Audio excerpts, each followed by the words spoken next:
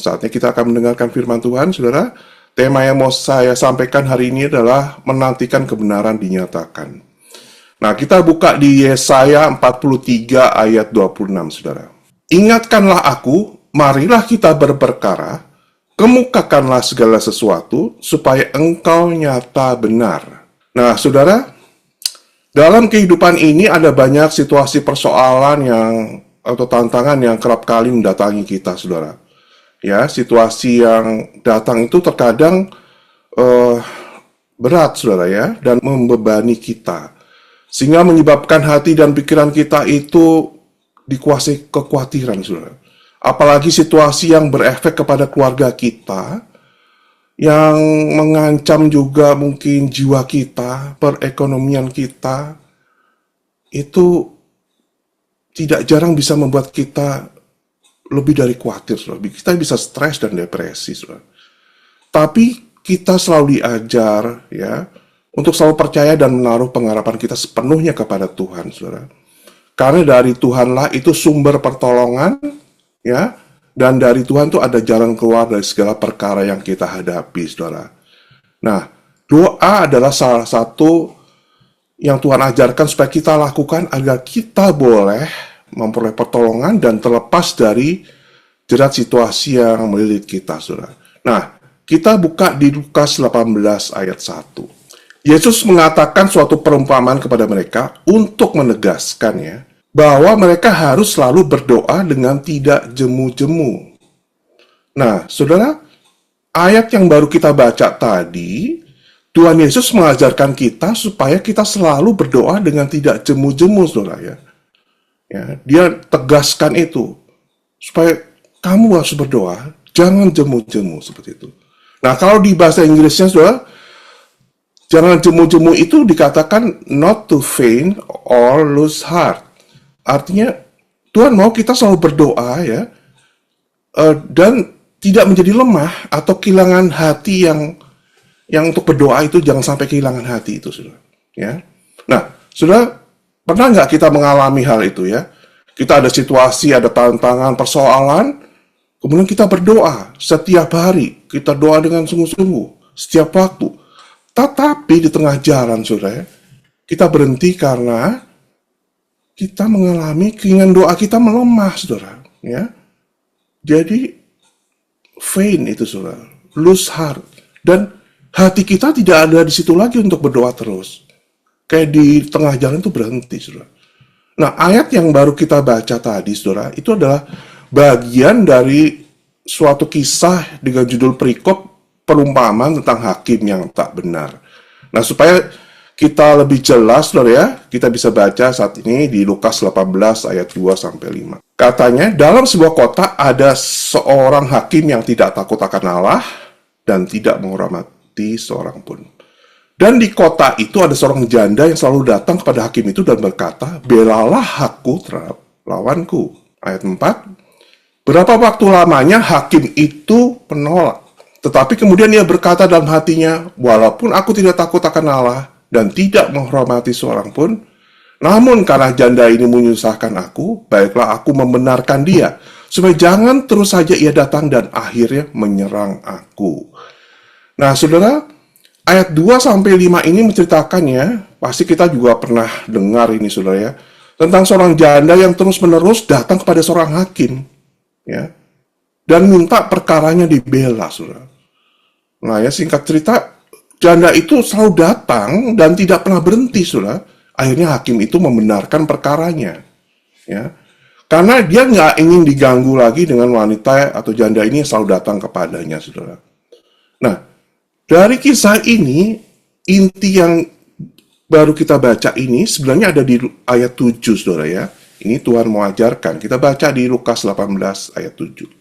Tidakkah Allah akan membenarkan orang-orang pilihannya yang siang malam berseru kepadanya? Dan adakah ia mengulur-ngulur waktu sebelum menolong mereka? Nah, saudara, di ayat 7 ini ya, dari cerita tadi atau kisah janda terus yang datang kepada hakim itu. Nah, ini akhirnya dari situ, saudara. Tidakkah Allah akan membenarkan orang pilihan yang berseru siang malam, saudara? Jadi kita dapati saudara, orang yang berdoa dengan tidak jemu-jemu, yang siang malam berseru pada Tuhan, itu akan mencapai suatu titik ya, di mana Allah akan membenarkan. Kan tadi dikatakan, tidakkah Allah akan membenarkan orang-orang pilihan yang berseru siang dan malam? Jadi sampai suatu titik di mana Allah membenarkan. Dan ketika perkaranya dibenarkan, saudara, seorang pasti memperoleh pertolongan dari Allah. Saya katakan pasti, saudara, memperoleh pertolongan dari Allah. Membenarkan di sini artinya perkara itu dibela, permintaan itu dikabulkan, saudara. Seperti kisah tadi, permintaan janda itu supaya hakim membela perkaranya, haknya itu dikabulkan, saudara. Dan itu terjadi. Nah, selanjutnya dikatakan dalam ayat itu, ketika Allah membenarkan, Allah tidak akan mengulur-ngulur waktu. Nah, ini saudara, ini menarik, saudara ya.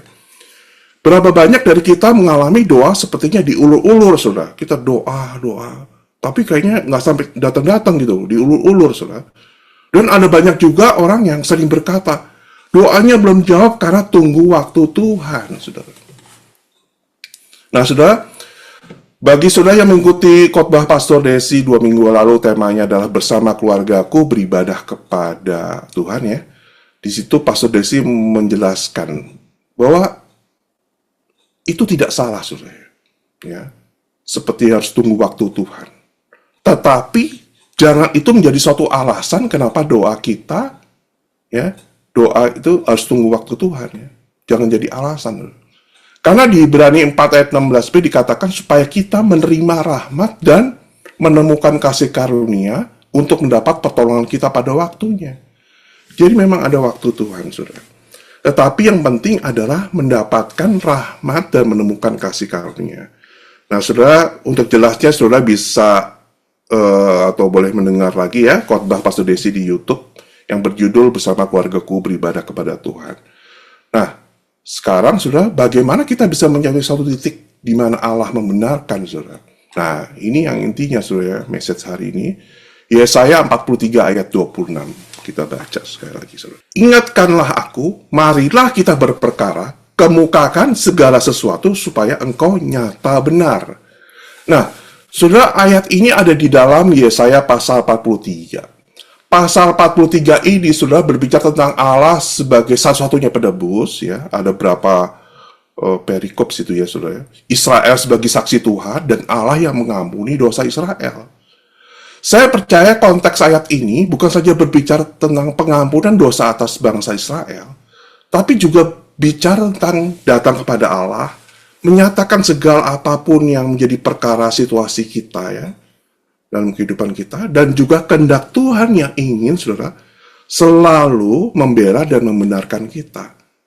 Jadi kita akan belajar, adalah kehendak Tuhan memang, saudara. Hati Tuhan tuh ingin selalu membela dan membenarkan kita, saudara. Saudara harus percaya itu. Nah, kita akan gali lebih lagi dari ayat yang baru kita baca tadi, saudara ya. Dikatakan yang pertama ya, ingatkanlah aku. Nah, saudara, kalau di bahasa Ibrani dipakai kata zokar. Artinya ingat, perhatikan, dan sebutkan itu, saudara. Ya. Allah kita itu sebenarnya bukan Allah yang pelupa sehingga perlu diingatkan, saudara. Kita yang sering lupa, bukan Allah. Allah tidak pernah lupa. Saudara. Nah, kalimat itu sebenarnya lebih bicara kepada kita tentang siapa diri Allah. Allah yang menjadi penebus, yang menjadi juru selamat kita. Allah yang selalu mau menjadi pembela kita, saudara. Saudara, dalam menghadapi situasi persoalan itu, seringkali kita, saudara? Melupakan bahwa Allah yang kita sembah itu adalah Allah yang berkuasa atas segala sesuatu. Termasuk segala situasi dan persoalan kita. Dia Allah yang besar, saudara, bukan Allah yang kecil. Ya, oleh sebabnya, waktu kita datang dan berdoa, janganlah kita sampai melupakan bahwa betapa besarnya Allah kita itu, saudara. Jangan berhenti percaya dan berharap kepadanya, saudara. Nah, ini, saudara, ya, dikatakan bahwa ingatkanlah aku. Sebenarnya itu perhatikan, fokus kepada Allah, ya, seperti itu. Nah, selanjutnya, saudara, ya, marilah kita berperkara. Nah, saudara, inilah momen di mana kebenaran akan dinyatakan. Sebenarnya ini ajakan Tuhan, saudara, untuk menjalin hubungan atau berkomunikasi dengan Dia, saudara. Marilah kita berperkara. Seperti ayo, ya, kita berperkara. Ayo, kita bicara gitu, ya. Ada jalinan hubungan, komunikasi dengan Dia. Ini seperti ke pengadilan, saudara, di mana akan dibuka segala perkara, saudara. Seperti itu. Saya percaya, saudara, ya, kita yang sekarang hidup di dalam zaman perjanjian baru nih, saudara. Tuhan datang bukan untuk menghakimi, Dia datang bukan untuk mencari-cari kesalahan. Bahkan Dia yang selalu menjadi pembela kita senantiasa. Dia akan menyatakan kebenarannya, hikmatnya, petunjuknya lewat firman-Nya kepada kita yang selalu mau datang dan berdoa kepadanya. Memang kalau kita ada kesalahan, ada dosa, ya kita datang minta ampun, kita bertobat dan Tuhan akan mengampuni. Kalau kita ada jalan yang salah, Tuhan akan kasih tahu jalannya, saudara. Nah itu makanya kita perlu datang kepada Dia, ya, dan percaya bahwa Dialah pembela kita. Dia mau tunjukkan jalan, saudara. Nah selanjutnya, saudara, kemukakanlah segala sesuatu. Dari tetap masih di Yesaya 43 ayat 26 tadi, saudara, ya. Kalau di bahasa aslinya, kemukakan segala sesuatu itu adalah sapar. Artinya mendeklarasikan, menghitung, menuliskan, memberitahukan, saudara. Nah, saudara, kemukakan segala sesuatu itu ternyata, saudara, tidak terbatas ya waktu kita doa, ya, datang kepada Tuhan. Itu menyatakan isi hati kita saja, saudara. Atau mengemukakan segala sesuatu di hadapan Tuhan dengan jujur apa adanya. Itu perlu, saudara, juga, ya. Tapi ini juga berbicara mengenai kita mendeklarasikan, kita menyatakan firman-Nya, saudara, ya. Jadi kita belajar firman, kita tahu firman, kita deklarasikan firman di situ, saudara. Waktu kita datang kepada Tuhan, ya, bicara dengan Tuhan, kita juga selain mencurahkan isi hati kita juga mendeklarasikan firman-Nya. Ada banyak orang berhenti sampai dengan curahan hati saja, saudara, ya. Penting saya sudah datang sama Tuhan, saya curhat aja, saudara. Apa isi hati saya curhat. Saudara, saya katakan itu nggak cukup, saudara.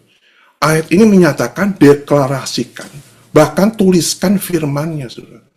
Nah, apa bedanya kita dengan orang dunia? Orang dunia nggak punya firman, saudara, ya. Kita orang percaya mempunyai pengenalan dan pengetahuan akan firman. Oleh sebab itu diingatkan untuk kita semua, ya, saudara, ya. Sebagai orang percaya kita harus mempunyai pengetahuan atas firman Tuhan. Sediakan waktu, saudara, untuk membaca, mendengarkan, dan juga merenungkan firman Tuhan. Nah, kalau kita tidak tahu firman, nggak tahu janji-janjinya, bagaimana kita bisa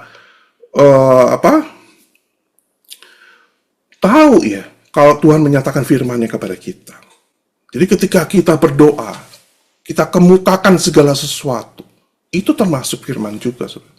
Kita bisa perkatakan firman Tuhan yang berkenaan dengan situasi dan persoalan yang kita hadapi, saudara. Ingat, saudara, Dialah Tuhan, Bapa kita yang baik, yang mau menerima, sebenarnya mendengarkan doa kita, dan juga apa yang menjadi persoalan dan situasi kita. Nah, itu, ya, saudara, ya. Nah, selanjutnya, ini yang menarik, saudara, ya. Supaya engkau nyata benar. Ya. Saudara, Allah kita adalah Allah yang benar, Dialah kebenaran itu sendiri. Ya. Nah, mengapa ayat itu menyatakan supaya engkau nyata benar? Ya. Dikatakan supaya kamu tuh benar. Nah, ini ada kebenaran yang penting di sini, dia. Jadi, saudara, ketika seorang datang kepada Tuhan, dia berdoa, dia berperkara dan menyatakan isi hatinya, menyatakan firman-Nya. Maka ada satu titik Allah akan menyatakan firman-Nya kepada diri orang itu, saudara. Nah, firman yang adalah kebenaran itu akan dihidupkan oleh Roh Kudus, sehingga firman-Nya hidup di dalam orang itu, saudara. Jadi sekali lagi, sampai satu titik, Allah menyatakan firman-Nya kepada seorang yang berdoa, sehingga firman itu hidup di dalam orang itu. Nah, itulah sebabnya mengapa dikatakan supaya engkau nyata benar. Itu karena firman-Nya hidup dalam, atau nyata dalam diri orang itu. Ya, ini adalah, saya mau katakan, rahmat, saudara, ya, yang kita dengar juga dari Pastor Desti. Suatu keyakinan dari Allah, suatu kepastian dari Allah, akan suatu janji atau kebenaran Allah atas situasi dan persoalan kita, saudara. Dan juga permintaan doa yang kita panjatkan, saudara. Nah, ini saudara ya, seperti tadi kita baca di Lukas 18 ayat 7. Tidakkah Allah akan membenarkan orang-orang pilihan yang siang malam berseru kepadanya, saudara? Inilah titik ya, di mana kita mendapatkan pembenaran dari Allah, saudara. Ya.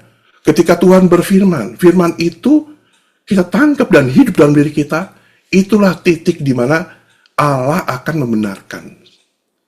Dan dia tidak pernah mengulur waktu, saudara. Jawaban atau pertolongan Tuhan akan segera terjadi. Ada amin, saudara ya.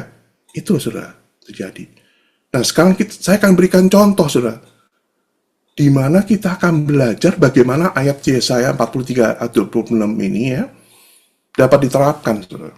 Ya, kita lihat ya. Mari kita buka di Lukas 18 ayat 35 sampai 42. Waktu Yesus hampir tiba di Yeriko, ada seorang buta yang duduk di pinggir jalan dan mengemis. Waktu orang itu mendengar orang banyak lewat, ia bertanya, apa itu? Kata orang kepadanya, Yesus orang Nazaret lewat. Ya. Ayat selanjutnya, 38. Lalu ia berseru, Yesus anak Daud, kasihanilah aku. Maka mereka yang berjalan di depan menegur dia supaya ia diam. Namun semakin keras ia berseru, anak Daud, kasihanilah aku. Lalu Yesus berhenti dan menyuruh membawa orang itu kepadanya. Dan ketika ia telah berada di dekatnya, Yesus bertanya kepadanya. Ya, ayat 41, apa yang kau kehendaki supaya aku perbuat bagimu? Jawab orang itu, Tuhan, supaya aku dapat melihat. Lalu kata Yesus kepadanya, melihatlah engkau, imanmu telah menyelamatkan engkau. Dan seketika itu juga melihatlah ia, lalu mengikuti dia sambil memuliakan Allah. Seluruh rakyat melihat hal itu dan memuji-muji Allah. Nah, demikian saudara firman-Nya. Dan sekarang kita akan melihat satu persatu saudara dari ayat yang baru kita baca tadi. Nah, di ayat 35 saudara, dikatakan ada seorang buta dan mengemis saudara. Nah, saudara, seorang yang buta itu adalah seorang yang ya pasti nggak bisa lihat apa-apa saudara ya. Apalagi di zaman itu, ya pasti hidupnya akan sangat terbatas, pekerjaan dia bisa lakukan juga sangat terbatas, saudara. Ya, karena buta, saudara. Dan kebanyakan mereka ya berakhir menjadi pengemis, saudara ya, yang hidupnya bergantung kepada orang lain, saudara. Nah, saudara, ini penderitaan bukan jasmani saja, saudara, tapi jiwanya pun pasti menderita, saudara. Nah, ini ayat 35 katakan, saudara, seorang buta yang mengemis, saudara. Nah, ayat 36 dikatakan, dia mendengar banyak orang lewat, dia ingin tahu, saudara. Nah, dia bertanya, apa itu? Nah, saudara, ini orang yang masih punya keinginan tahu yang cukup, ya, untuk mengetahui keadaan sekitarnya, apa yang terjadi. Dia pokoknya lagi mengemis ya, terus dia matanya buta, terus dia dengar banyak orang lewat, dia bayangkan, saudara ya. Dia langsung bilang, apa itu? Nah, orang ini tidak ingin melewatkan kesempatan, saudara. Mungkin ada kesempatan di mana dia akan dapat pertolongan, itu dapat berubah hidupnya, saudara. Nah, saudara, ini cukup menarik, saudara ya. Karena banyak orang, karena penderitaan, saudara ya, itu sudah nggak mau tahu lagi akan sekelilingnya, saudara.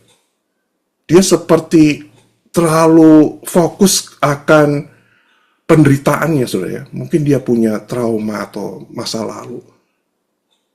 Itu dia seperti nggak mau tahu lagi sekelilingnya, saudara. Nah, tetapi pengemis ini, atau seorang buta ini, saudara, dia mau tahu, apa itu? Nah, selanjutnya, ayat 37 dikatakan, orang-orang beritahu dia, Yesus lewat. Perhatikan orang-orang itu bilang apa? Yesus orang Nazaret itu lewat. Nah, saudara, sebutan orang-orang yang lewat tadi kepada Yesus memang yang adalah berasal dari Nazaret, saudara ya. Kita tahu Yesus lahir di kota Bethlehem, tapi dia dibesarkan di daerah Nazaret. Nah, Nazaret itu adalah tempat atau daerah yang sangat tidak diperhitungkan, saudara ya. Yang itu nggak ada artinya seperti itu, ya. Itu Yesus itu berasal dari atau dibesarkan di daerah Nazaret seperti itu. Nah, Ayat 38 selanjutnya dikatakan, si buta ini berteriak, Yesus, kasihanilah aku anak Daud. Nah, dia memanggil Yesus dengan sebutan siapa, saudara? Anak Daud. Nah, ada yang menarik di sini, saudara ya. Walaupun dia buta, dia bisa mengenali bahwa Yesus adalah Mesias, saudara. Nah, dia bukan seperti orang-orang lewat tadi, Yesus orang Nazaret.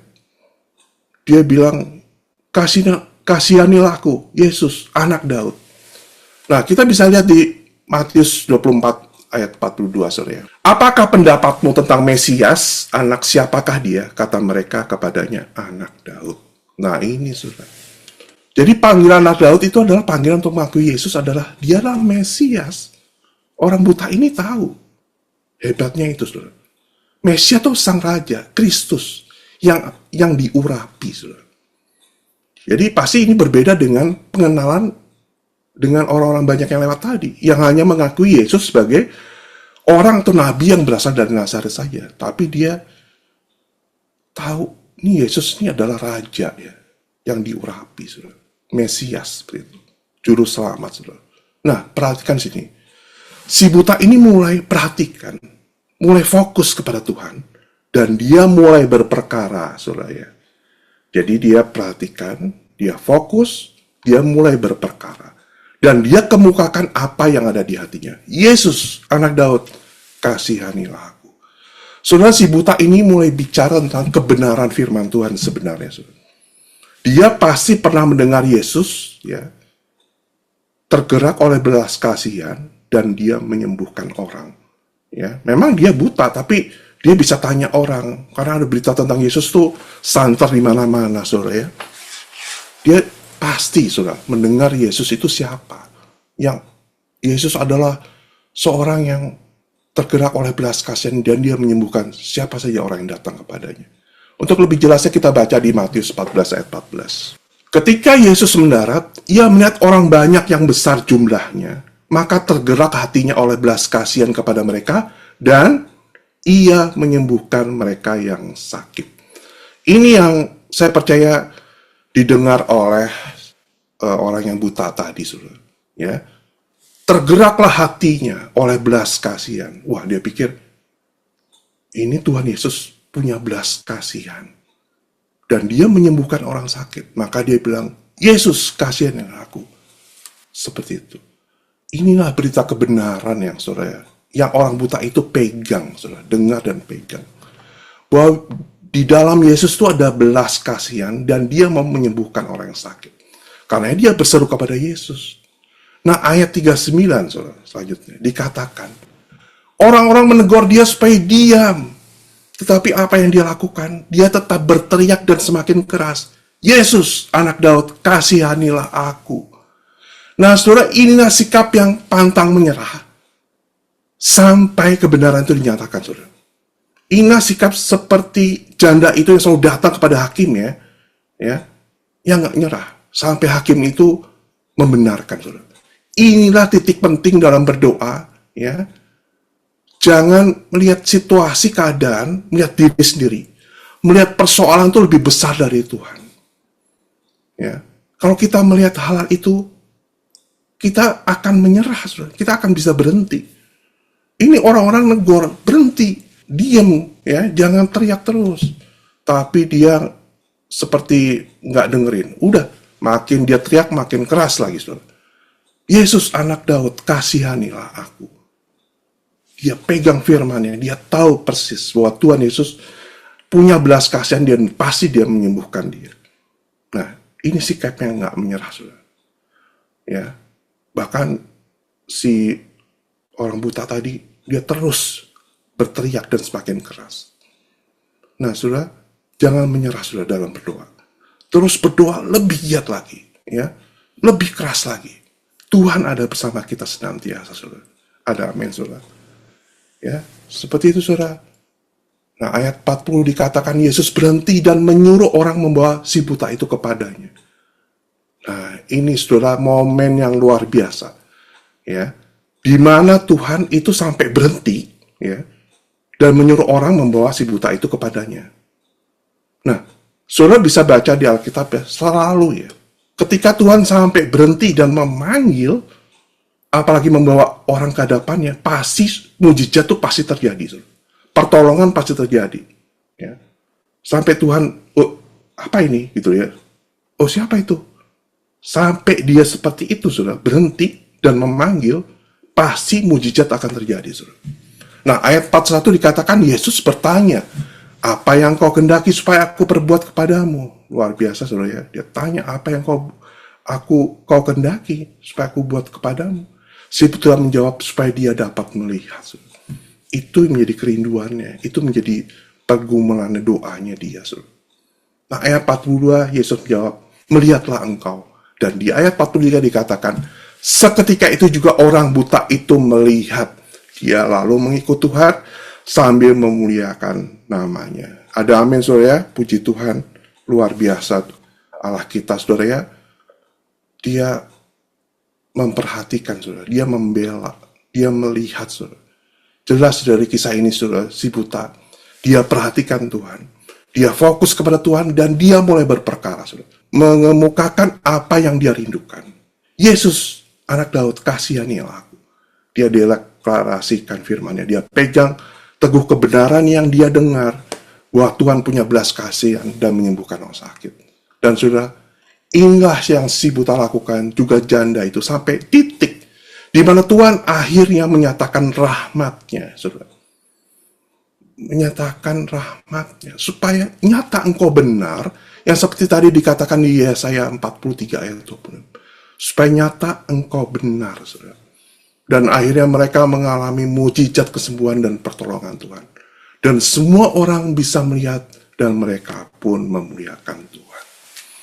Nah, saudara, dengan firman Tuhan nggak saya panjangkan, saudara.